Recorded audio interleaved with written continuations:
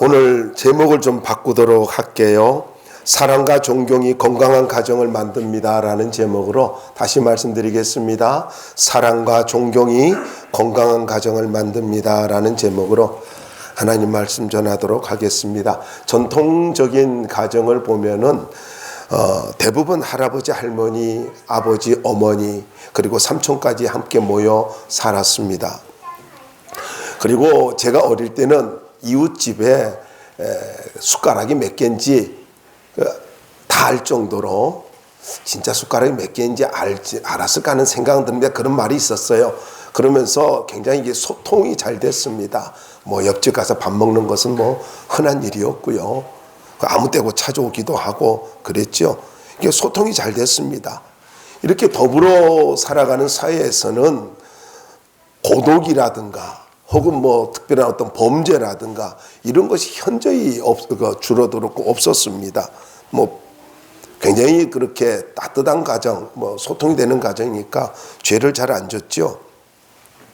근데 현대 사회는 핵가족을 넘어서 비혼, 또 만원, 이혼, 저출산, 그리고 고령화 뭐 이런 것 때문에 1인 가구가 만들어지고 또 이렇게 많아지고 있습니다. 그래서 이제 경제적으로 이 굉장한 어떤 영향을 주고 있기 때문에 1인 가정을 위해서, 1인 가족을 위해서 굉장히 많은 그런 상품들이 나오고 있다고도 합니다. 결국 무슨 이야기냐면요, 가정이 무너지고 있다는 거예요.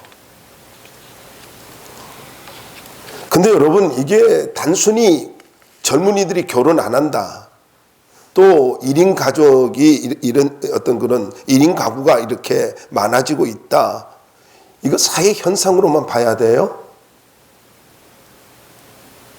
왜 그렇게만 봐야 됩니까? 여러분, 하나님은 인간을 만드시고 난 다음에 가정이라는 걸작품을 만들었어요. 가정을 통해서 하나님은 아름다운 계획을 세웠어요. 그걸 무너뜨린 게 사단이에요.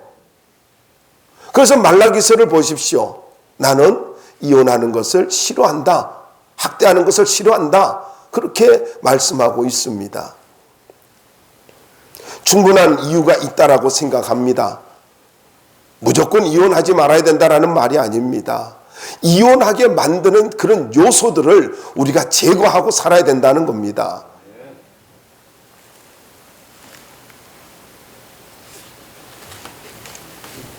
우리가 예수를 믿는다는 게 뭔가를 좀 알아야 되는데, 그게 뭐냐면은 예수를 믿는다는 것은요, 인생 회복의 시작이고 가정 회복의 시작입니다. 건강한 가정을 이루려면은요, 예수 안에 있어야 돼요. 근데 건강한 가정을 이루는 요소가 있거든요. 몇 가지가 있는데 제 나름대로 생각하는 건강한 가정의 요소가 있습니다. 첫 번째가 감사입니다. 가정에서 어떤 일들이 있을 때 고마움을 느껴야 돼요. 가령 아이들이 집을 가지고 청소해 줬을 때 얼마나 고마운 일입니까? 누군가가 가족을 위해서 희생하는 거, 이건 너무 고마운 일이에요. 아내가 남편을 위해서 밥을 해주는 거 얼마나 고마운 일입니까? 아멘 하는 사람은 가부장적인가? 아, 알겠습니다. 자기가 밥을 해서 그렇군요. 어쨌든요, 누군가가 섬겨주고 희생하는 것은요, 감사해야 되는 거예요. 두 번째로는 가족과 함께 예배 드리는 겁니다. 여러분, 예배는 뭐라고 제가 말씀을 드렸습니까? 예배는요, 하나님께 다 맡기는 거예요. 그럴 때 하나님이 완성해 가십니다. 내 모든 것을 이루어 가시는 분이 하나님이잖아요. 근데 맡기고, 성경에 나옵니다. 안식일을 지키고 예배를 잘 드릴 때 하나님께서 저기 쳐들어오지 못하게 하고 하나님이 지켜주시고 모든 걸 이루어주신다라고 말씀하고 있단 말이에요. 그래서 가족과 함께 예배 드리는 거, 이게 참 건강한 가정의 비결 중에 하나입니다. 세 번째로는 인격적 대화입니다. 부부간의 인격의 대화가 있어야 돼요. 언어가 상스러우면 안 됩니다. 언어가 인격적이어야 돼요. 서로 존중이 여겨져야 돼요. 그래서 제가 자주 이야기합니다만은 요즘은 너무 구분이 없어요. 구분이 없는 충분히 저도 이해하고 갑니다. 보면은 제가 아주 이해를 못하는 것 중에 하나가 남편 보고 아빠라 할 때 나 그건 이해가 안 가요. 아빠는 난데 이렇게 하면서 아니 우리 집 이야기하는 거 아닙니다. 근데 오빠까지는 제가 이해해요. 오빠까지는 이해를 하는데 그럼 애들 아빠 이렇게 하는 것까지는 이해하는데 아빠가 뭐지 애가 헷갈릴 때가 있었어요. 어쨌든요. 야, 너 이거는 정말로 아닙니다. 아름다운 소통이 이루어지려면 인격적인 대화가 있어야 된다라는 것입니다. 그리고 제가 아주 소중하게 생각하는 것 중에 하나가 바로 배려입니다. 배려예요. 건강한 가정 생활을 하려면 서로가 서로를 배려해 줘야 돼요. 당연하다고 여러분 생각하지 마십시오. 자꾸 어떤 그런 권리를 가지고 주장하면 안 된다라는 것입니다. 배려해 줘야 돼요. 부부는요, 배려해 주는 관계입니다. 그러면서 유익을 위해서 배려해 주는 삶을 살 때에 건강한 가정이 될 수 있습니다. 오늘 본문은 제가 설교 준비하면서 이런 생각이 들었어요. 5월달도 아닌데 가정의 달 설교를 하는구나. 그래서 가정의 달에는 다른 설교해야 되겠다는 생각도 했습니다만은요. 어쨌든 오늘 본문은 건강한 부부의 모습을 말씀해 주고 있어요. 첫 번째로요. 부부는 서로 사랑하고 존경해야 한다라는 것입니다. 제가 사랑을 강조하는 이유가 있습니다. 31절로부터 33절 말씀을 보면은요. 조금 전에 읽었습니다만 사람이 부모를 떠나 그 아내와 합하여 그들이 한 육체가 될지니 이 비밀이 크도다. 나는 그리스도와 교회에 대하여 말하노라. 그러나 너희도 각각 자기의 아내 사랑하기를 자신같이 하고 아내도 자기 남편을 존경하라 라는 말씀이 있잖아요.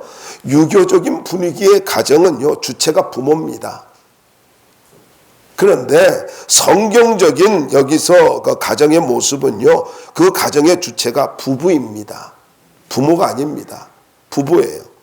그래서 가정에서는 부부가 건강해야 되고 부부 관계가 아름다워야 됩니다. 자꾸 이 부부 사이에 끼어들어 가지고 부모가 이래라 저래라 하면서 어떤 불협화음을 일으키는 것은 절대로 안 됩니다.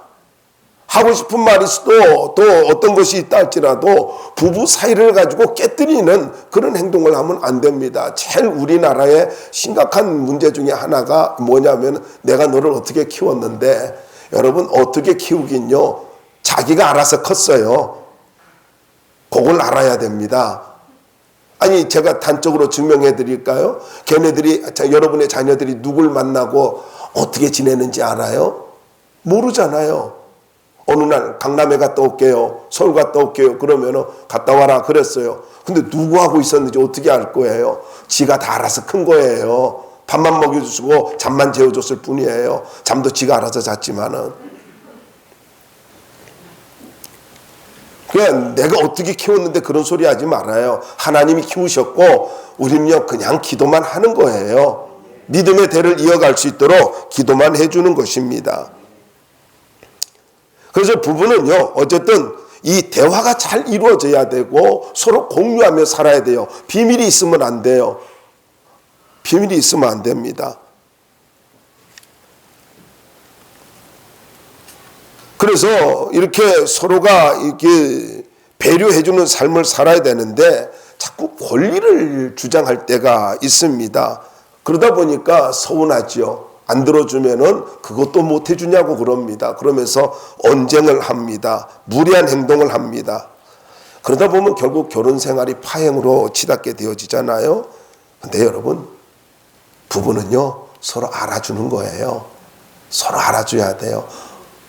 아니, 아내가 수고했어요. 당연히 수고 많았다고. 남편이 월급 타고 왔어요. 한 달 동안 얼마나 힘들었었냐고. 뭐 그렇게 하면서 서로 알아주는 말을 한 번씩 해주는 거예요. 돈 띄어먹자 말고 월급 똑바로 갖고 와. 뭐 이런 식으로 하면 안 됩니다. 여러분, 가정의 주체는 부부입니다. 그리고 서로 알아주는 거예요. 더 나아가서 남자와 여자가 바라는 것이 다르다라는 거예요. 그게 뭐냐면은 많은 사람들이 결혼을 가지고 하면서 아주 꾸며져서 하지 않습니까? 다 그랬죠? 뭐 옛날에는 그러지도 않았어요. 그냥 결혼하고 나니까 아, 이 사람이 내 색시구나 이거 그러고 나서 알았다는 거잖아요. 근데 여러분, 결혼 생활에서 아내에게 가장 중요한 것이 뭐냐면 사랑입니다. 그리고 남편에게 있어서 가장 중요한 건 바로 존경입니다. 존경이에요. 이걸 이해하지 못하니까 싸우는 거예요. 이걸 이해하지 못하니까 결국 파경을 맞게 되는 거예요. 여러분, 결혼 생활을 멋지고 행복하게 하는 핵심은요, 사랑과 존경입니다. 사랑과 존경이에요. 그래서 남편의 사랑이 존경을 불러일으키고 아내의 존경이 남편의 사랑을 불러일으킵니다. 그러니까 제발 선생님, 아내들은 선생님 되지 말기 바랍니다. 당신 내 말대로 하면 다 잘 될 거야. 내가 내 말 언제 틀린 적 있어? 틀린 적 많거든. 내 말 들으면 자다가도 떡이 나와. 이런 이상한 소리 하지 말고 여러분 존경하십시오. 그리고 사랑해야 됩니다. 서로 사랑해야 돼요. 뭐 두고두고 유명한 말이죠. 에머슨 에거리치 박사는요, 그 책에서 이렇게 말을 했습니다. 결혼 생활에서 사랑과 존경이 세 가지 변화를 가져온다 이렇게 했는데, 첫 번째는 서로 사랑하고 존경하면요, 첫 번째 어떤 주기가 오냐면 정신 나간 주기가 온답니다. 서로 사랑하고 존경하면 제정신 아니래요. 두 번째로는요, 활기를 준답니다.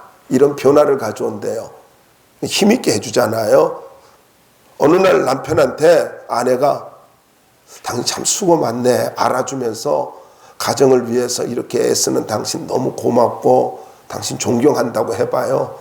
그 다음부터 목숨 걸어요. 뒷주머니 안 챙깁니다. 다 갖다 줍니다. 세 번째로 보상을 얻는 그런 주기가 온다고 합니다. 그렇게 사랑과 존경을 하면은 그러면은 결국 보상을 받게 되고 행복하게 된다라는 거예요. 그래서 이렇게 이야기할 수 있어요. 핵심은요, 남편의 사랑은 아내의 존경을 불러일으킵니다. 그리고 아내의 존경은 남편의 사랑을 불러일으키는 거예요. 그래서 이렇게 우리가 이것을 안다면요, 남편의 사랑은 아내의 존경과 관계없이 사랑해야 되고 사랑을 베풀어야 되고, 아내의 존경은 남편의 사랑과 관계없이 베풀어져야 된다 하는 거예요. 그러니까 내가 사랑해주면 존경할게 이게 아니라 그냥 사랑하는 거예요. 그러면 존경하는 거예요. 이게 뭔 말인지도 모르는 사람도 있을 줄 알아요. 그런데 이거는 진리입니다. 진리예요. 또 뭐 진리라고 하니까 질렸다 이렇게 하지 말고, 어쨌든 세 번째로는요, 사랑과 존경의 관계가 유지될 때에 영적 능력이 막히지 않게 돼요. 이게 아주 중요한 건데, 유대인들에게 있어서 여자와 아이는 숫자에서 제외됐잖아요. 동등한 인격체로 인정을 받지 못했죠. 헬라 세계도 마찬가지였습니다. 헬라 세계에서도 여자는 남자가 갖는 여러 가지 권리를 누리지 못했다고 합니다. 그런데 이런 시대 속에서 사도 바울은 자기 아내 사랑하기를 자신같이 하라 이렇게 선언하고 있어요. 아주 중요한 이야기입니다. 무슨 말입니까? 조금 더 나가보자고요. 33절에 보면은 아내도 자기 남편을 존경하라.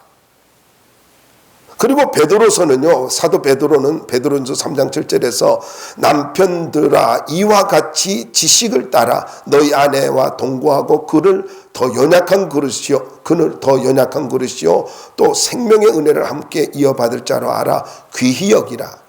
이는 너희 기도가 막히지 아니하게 하려 함이라.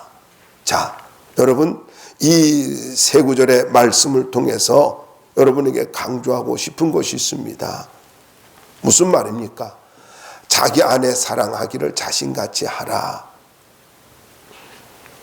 내 몸 얼마나 귀해요. 근데 내 몸같이 사랑하라는 거죠. 그리고 아내는 존경하래요. 근데 이렇게 하지 않으면 뭐가요? 기도가 막힌대요. 제가 이 말씀이 아주 많이 생각이 되어졌어요. 여러분 한번 생각해 보세요. 사랑하지 않아요. 그러면 기도가 막힌다. 다르게 표현할까요? 지난번에 기도하기를 쉬는 죄를 범치 않겠다 이 설명했잖아요. 기도회 때 지난 주간에 무슨 말입니까? 내가요 기도가 막힌다는 것은 죄를 짓고 있다라는 이야기예요. 영적으로 막혔다는 거예요. 하늘의 문이 막혔다는 거예요. 영적인 능력이 막혔다는 거예요. 이게 무서운 거예요. 단순히 사랑하지 않았다, 존경하지 않았다 이런 이야기가 아니에요. 단순히 부부싸움을 했다 이게 아니에요. 가정에서 혈기를 냈다 이게 아니라는 거예요. 기도가 막힌다는 건 뭘 이야기합니까? 하늘이 막혔다는 거예요. 영적인 것이, 영적인 통로가 막혔다는 거예요. 그리고 응답이 없다는 이야기고 능력이 없다라는 이야기입니다. 근데 그것으로 끝나지 않아요. 그것으로 끝나지 않고 더 나아가서 아이들에게 이게 영향이 갑니다. 부부가 혈기를 내고 싸워봐요. 나는 시원해요? 나도 찝찝해요. 근데 그걸 바라보는 아이들은요 병듭니다. 자다가 가위 눌려요. 사단이 그 가정에 역사해요. 천국이 파괴되어져요. 제가 이 말씀을 계속 묵상하다가 여러분 제가 이런 사람 참 많이 봤습니다. 상담도 했습니다. 그런데 보니까 어릴 때의 상처가 엄마 아빠의 싸움 때문에 주눅이 들어있는 거예요. 사람이 무서운 거예요. 누가 큰 소리 한번 내면은 그냥 움찔해버리는 거예요. 그렇게 협소한 인간일 수 없어요. 예민해요. 내 자녀를 가지고 협소하게 만드는 게 뭔 줄 아세요? 부부싸움이에요. 하나님은 큰 그릇을 쓰려고 해요. 그런데 내가 가정에서 건강한 가정생활을 하지 못하니까, 부부관계가 건강하지 못하니까 아이가 협소해지는 거예요. 얼마나 무서운 죄입니까? 그것도 소통을 할 때 또 그러잖아요. 애들 보고 아빠 밥 먹으라 그래라 그럽니다. 그럼 또 아빠는 뭐라 그래? 안 먹는다 그래라. 뭐 그러잖아요. 전달하기도 전에 애를 통해서 이야기해요. 그 애는 뭐가 되는 거예요? 여러분, 여러분의 자녀를 큰 그릇으로 만들기 원합니까? 건강한 부부가 되길 바랍니다. 건강한 부부가 돼야 돼요. 그래서 제가 종종 이야기하잖아요. 싸울 것 같으면은 교회 와요. 아멘 안 할 줄 알았어요. 교회 와서 기도하시고 그리고 안 되면 나한테 전화하셔. 내가 밥 사줄게. 그래야지. 뭘 둘이 붙어 있어요. 성질 나는데. 쳐다보면 또 화나는데. 그리고 나하고 밥 먹고 또 기도받고 들어가 봐요. 다 풀어질 거 아니에요. 그러면서 어디 갔다 왔어? 그러면은 목사님하고 밥 먹고 왔어. 그래요? 하고 끝나잖아요. 그런데도 화내면 이게 구제불능이에요. 아내가. 미안해요. 이런 말이 있잖아요. 모스솔라. 죽음이 우리를 갈라놓을 때까지. 모스솔라. 여러분, 죽음이 갈라놓을 때까지 우리는 예수 안에서 서로 존중히 여기고 서로 사랑하면서 행복한 가정을 이루어야 됩니다. 행복한 가정은 하나님의 뜻이에요. 하나님의 뜻이에요. 서로 사랑하고 존중히 여겨야 된다라는 것입니다. 그러면 사랑과 존경의 결과가 뭘까? 25절을 한번 보자고요. 거기에 보면은 25절 한번 읽어볼까요? 읽어봅시다. 25절 시작. 남편들아 아내 사랑하기를 그리스도께서 교회를 사랑하시고 그 교회를 위하여 자신을 주신 같이 하라. 아멘. 자, 여러분, 이 자신을 주신 같이 하라 이랬잖아요. 사랑은 건강하게 만드는데 사랑이 뭐냐? 희생입니다. 희생이에요. 사랑을 간단하게 이야기하면 희생입니다. 여기 25절에 사랑하시고 라는 말은요, 자기중심적이 아닌 희생적 사랑을 이야기합니다. 더군다나 이 말은요, 현재 명령형입니다. 그래서 어떤 상황에서든지 지금 아내를 사랑하라 라는 말입니다. 난 또 기분 나쁜 것이 있습니다. 미안하지만 좀 기분 나빠요. TV에 보면요, 다 남자가요, 설거지 하는 걸로, 방 청소하는 걸로만 자꾸 남자를 유약하게 만들어요. 여러분, 부드러움과 유약함은 다른 거예요. 그러면 막 그걸 박수를 치고 저런 남편하고 살고 싶다고, 그 남편은 당신하고 안 살아요. 그걸 알아야 돼요. 그런데 이런 자기 희생이 있어야 되는데, 남편에 대한 아내의 의무가 존경이라면 아내에 대한 남편의 의무가 사랑이란 말이죠. 그런데 28절이 아주 중요한 말씀입니다. 28절 한번 읽어보자고요. 시작. 이와 같이 남편들도 자기 아내 사랑하기를 자기 자신과 같이 알지니 자기 아내를 사랑하는 자는 자기를 사랑하는 것이니라. 자, 이와 같이, 그러니까 25절의 말씀을 받아서 설명하는 거죠.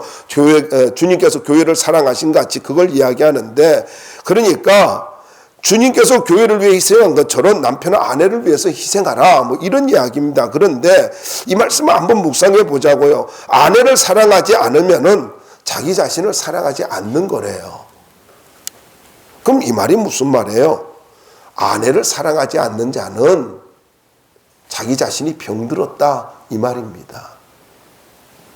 다르게 이야기하면은 건강한 사람이 사랑한다는 이야기예요. 건강한 사람이. 여러분, 부부가 대립각을 세우면 안 되잖아요. 그럼 뭐 조금 보면은요, 막 예민해요. 그러지 말아요. 여러분, 사랑하지 않는 것은 자기를 학대하는 것과 같다라는 것입니다. 그래서 이렇게 이야기할 수 있어요. 아내가 누구냐? 아내가 누구냐면 또 다른 나입니다. 아내는 또 다른 나예요. 그래서 부부는요, 일방적 승자도 없고 일방적 패자도 없어요. 서로가 승자고 서로가 패자예요. 그래서 부부는요, 인격적이어야 되고 사랑할 때 건강해질 수가 있는 것입니다. 저는 여러분의 가정에서 사랑과 존경이 있기를 바랍니다. 특별히 희생이, 사랑한다면 희생해야 돼요. 그러면은 존경은 그냥 자연스럽게 오는 거예요. 다시 말씀드립니다. 아내를 사랑하는 것이 건강한 것입니다. 그리고 남편을 존경하는 것이 건강한 거예요. 맨날 당신은 내 말 들어야 되고 나는 틀린 말 없고 막 그러면서 자꾸 가르치려고 그러고 보면 그건요, 병든 거예요. 병든 거예요. 왜 남편도 병들게 만들어요. 하도 뭐라고 이야기를 하니까, 쉬지 않고 하니까 포기해버리잖아요. 그래서 이혼하는 거죠. 난 넘어가.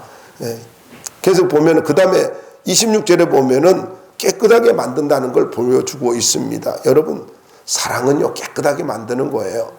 26절 말씀에 보면 씻어라는 말이 나오죠. 이 목욕이라는 뜻이에요. 목욕이라는 뜻이고, 그 다음에 나오는 말이 말씀으로 어떻게 깨끗하게 된다는 거죠. 근데 이 말씀이 뭐냐면은, 우리가 성경에 말하는 로고스 하면은 이것도 말씀이잖아요. 진리, 예수 그리스도를 상징하고 있어요. 상징적으로 예수님을 나타내고 있는데, 여기에서 말씀이라고 하는 것은요, 선포되어진 말씀, 레마를 이야기하고 있어요. 그러니까 말씀이 선포되어질 때 그 말씀 때문에 내가 깨끗하게 된다는 거예요.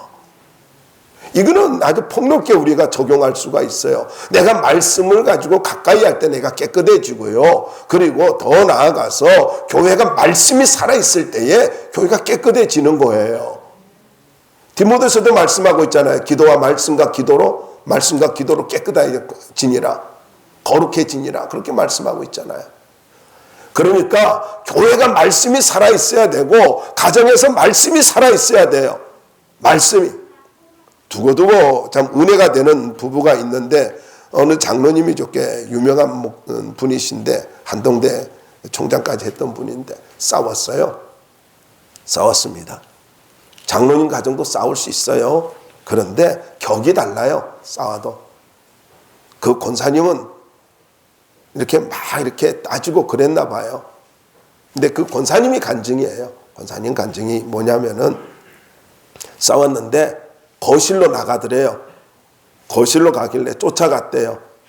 쫓아가가지고 있는데 그냥 어느 곳을 쳐다보더래요. 그 쳐다보는 걸 보니까 집안에 가훈이더라는 거예요. 가훈, 그 액자를 쳐다보더래요. 그러면서 할 말이 없었대요. 그래서 물었답니다. 그거 왜 쳐다보냐고. 저건 그냥 폼으로 걸어놨느냐고. 그 내용이 뭐냐면 갈라디아서 2장 20절이에요. 내가 그리스도와 함께 십자가에 못 박혔나니 이제는 내가 산 것이 아니요. 그래서 내가 죽었다고. 죽은 자가 뭐 말이 많냐고. 그냥 이렇게 쳐다보고 있었대요. 그래서 여러분 갈라디아서 2장 20절 집안에도 좀 이렇게 액자로 만들어서 해도 괜찮아요. 그럼 뭐 이렇게 아내가 쫓아오면서 뭐 이렇게 따지면은 그냥 그것만 쳐다보고 계세요. 그리고 그것도 바로 TV 위에다가 해놓든지 그러면은 좋을 거예요. 뭐 각자 알아서 하겠지만은, 여러분 여기에 깨끗하게 말씀으로 깨끗하게 되고 그리고 거룩하게 된다는 거예요. 이게 거룩이 뭡니까? 분리잖아요. 분리. 거룩은 간단해요. 분리예요. 우리는요, 하나님께서 거룩하게 분리시켜준 사람이에요. 그래서 여러분의 가정이 구별되어야 합니다. 우리의 인생도 구별되어야 돼요. 부부 생활도요, 여러분 다른 사람의 가정과 안 믿는 가정과 구별되어져야 하는 것입니다. 구별되어져야 돼요. 사람 살아가는데 죄성이 있어서 뭐 거기서 거기겠죠. 그런데도 우리는 말씀이 있잖아요. 하나님 말씀이 있으니까 말씀으로 구별된 삶을 살아야 된다라는 것입니다. 여러분, 예수님께서 십자가에 못 박혀서 나를 구원해 주신 것은요, 나를 구별시키고 교회를 세우고 더 나아가서 가정을 세우기 위함이라는 걸 잊지 마시고 내 가정을요, 예수 안에서 세워갈 수 있기를 바랍니다. 예수 안에서. 가끔 보면은 예수 없이 가정을 가지고 세워가려고 애쓰는 분들이 있습니다. 근데 결국 지쳐요. 지친다고. 주님이 우리에게 기뻐하시는 것은 구별되어져서 세상과 타협하지 않고 구별되어져서 깨끗하게 살고 그리고 서로 사랑하고 존경하는 그런 아름다운 가정을 만들길 원합니다. 그래야 믿음의 가문을 이어갈 수 있고 그리고 세상을 변화시킬 수가 있습니다. 어떻게 전도되는 줄 아세요? 너무나 행복한 가정이면요, 나도 저렇게 살아야 되겠다고 변화가 되는 거예요. 안 믿는 사람이. 우리 가정은 왜 저 가정하고 다르지? 그 가정은 무슨 가정이야? 그러면 장로님 가정이래. 집사님 가정이래. 그래서 저들이 저렇게 인격적이구나. 사랑이 많구나. 어떻게 저렇게 남편이 그렇게 인격적일까? 정말 존경받을 만하다. 뭐 이렇게 해가지고 간접적으로 전도가 되지 않겠습니까? 그러니까 여러분의 가정이요, 전도의 통로라는 걸 잊지 마시고 건강한 가정생활을 할 수 있기를 바랍니다. 근데 옆집이 알아. 저 집 맨날 싸워. 근데 행복한 교회 나간대. 목사가 정말로 싸납게 생겼나 봐. 어떻게 목사가 어떤 목사인데 한번 뭐 그렇게 해서 교회라도 오면 다행이지만은, 그러면 안 되잖아요. 27절 한번 보자고요. 거기에 보면 자기 앞에 영광스러운 교회로 세우사, 이게 다 지금 비유로 말씀하고 있잖아요. 여기 세운다라는 말은요, 들이다, 나타내다, 만들다 그런 뜻입니다. 현대어 성경은 영광스러운 교회로서 드리려고 이렇게 번역을 했습니다. 이 말이 뭐냐면은 신부를 신랑 앞에 내세우는 걸 말하는 것입니다. 그러니까 교회는 하나님의 영광이 풍성한 기업입니다. 그래서 우리가 흠과 티가 없이 하나님 앞에 세워져야 돼요. 어느 날인가 주님 앞에 서야 됩니다. 그러기 위해서는 깨끗하게 준비되어야 하는데, 그러면 이 땅에서부터 우리는 가정에서 아름다운 교회의 모습이 이루어져야 되고, 교회에서도 아름다운 그런 거룩한 모습이 이루어져야 되는데, 교회가 영광스럽게 되는 비결은요, 하나님의 영광이 임재해야 되고, 성령이 임재해야 되고, 말씀이 살아있어야 돼요. 그 교회 와서 아이 목사 설교 잘하네, 또 교회 시스템이 좋네, 못하는 것보다는 낫잖아요, 그죠? 없는 것보다는 낫고, 내가 그 행복한 교회 갔더니 목사가 어쩌면 그래 말을 버벅거리고 설교를 못해, 생긴 것은 그 거지같이 생겼네, 막 이렇게 해봐요. 그러면은 전도도 안 되잖아요. 아니 또 그럴 수도 있어요.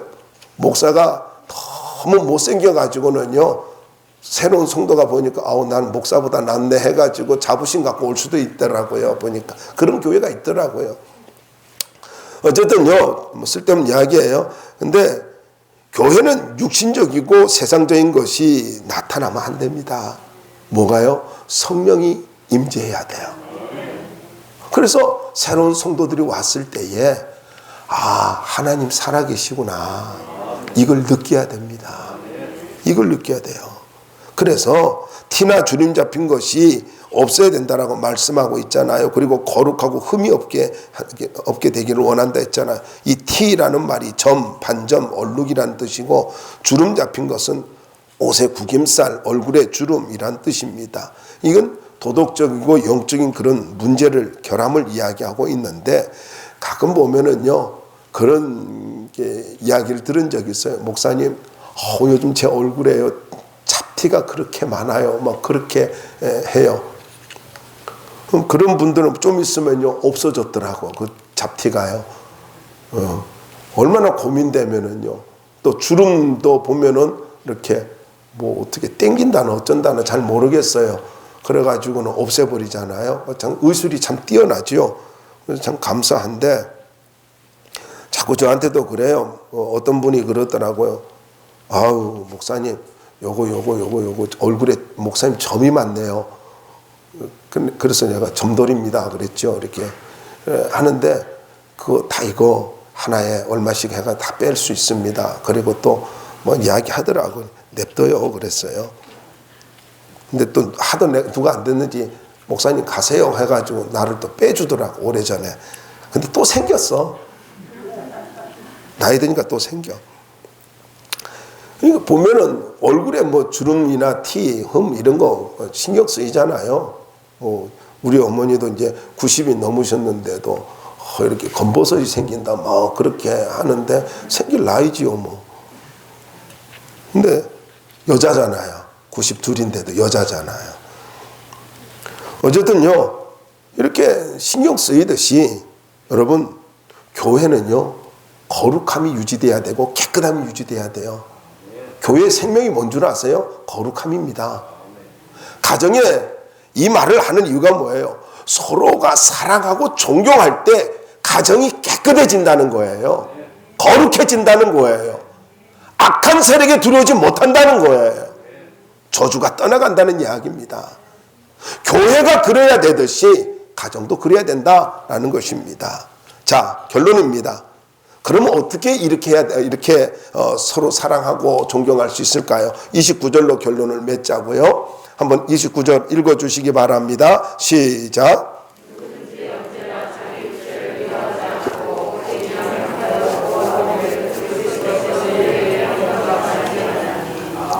자, 여러분, 예수님께서 이 땅에 오신 목적은요, 영혼을 구원하고 교회를 세우고 그리고 가정을 회복하는 데 목적이 있습니다. 그러면은 29절 말씀에 보면 어떻게 하면 가정을 세울 수 있냐고요. 어떻게 하면 행복한 부부가 될 수 있냐고요. 그럼 29절의 말씀에 이런 말씀이 있잖아요. 오직 양육하여 보호하기를, 이런 말입니다. 양육하고 보호해야 돼요. 이 말이 무슨 말이냐면은 어떤 이렇게 음식을 주고 키운다 그런 이야기가 아니라, 물론 양육이란 말은 그런 의미도 있습니다만은요, 여기 보호한다라는 말은요, 따뜻하게 감싼다 그런 뜻이에요. 그러니까 이 말이 무슨 말이냐면요, 성숙할 때까지 따뜻하게 감싸주는 것. 예수님께서 교회를 성숙할 때까지 따뜻하게 감싸주듯이 부부는요, 서로가 인격적 관계 속에서 서로가 따뜻하게 감싸주는데 언제까지요? 성숙할 때까지. 그래서 서로가 서로의 약점을 보완해 주면서 성숙할 때까지 따뜻하게 감싸주고 보호해 줘야 되는 거예요. 서로가요. 용서하시기 바랍니다. 저는 참 요즘 너무 행복합니다. 아멘 안 해서 이상한데, 우리 집사람이 저를 참 보호를 해주는 것 같아요. 이렇게 아파서 어떻게 해요 하면서 잘 이렇게 해줘요. 그래서 조금 더 아파볼까 그렇게 해도 생각했어요. 너무 잘해주니까. 근데 여러분 보자고요, 일방적이 아닙니다. 서로가 성숙할 때까지 감싸주고 보호해줄 때 기다려주는 거예요. 아니 제가 우리 예성이하고 우리 샤론이하고 싸우면은요, 격이 맞습니까? 애긴데 손주 보고 다 받아주지요. 애가 똥을 못 싸봐요. 어떡하니? 항상 배 만져주고 엉덩이 만져주고 똥 싸봐요. 냄새 나잖아요. 그런데 세상에 황금변이 나와서, 나야 황금변이지만 다른 사람 볼 때 냄새 나잖아요. 난 너무 좋아하잖아요. 아이가 크는 모습 보면 얼마나 행복해요. 이런 마음이 있어야 돼요. 품어주는 마음이 있어야 된다고요. 부부는 어떤 관계예요? 품어주는 마음을 갖고 살아야 돼요.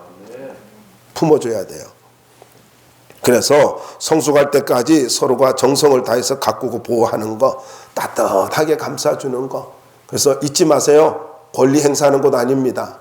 부부는 권리를 행사하는 대상이 아니라 성숙할 때까지 감싸주고 보호해주는 관계입니다.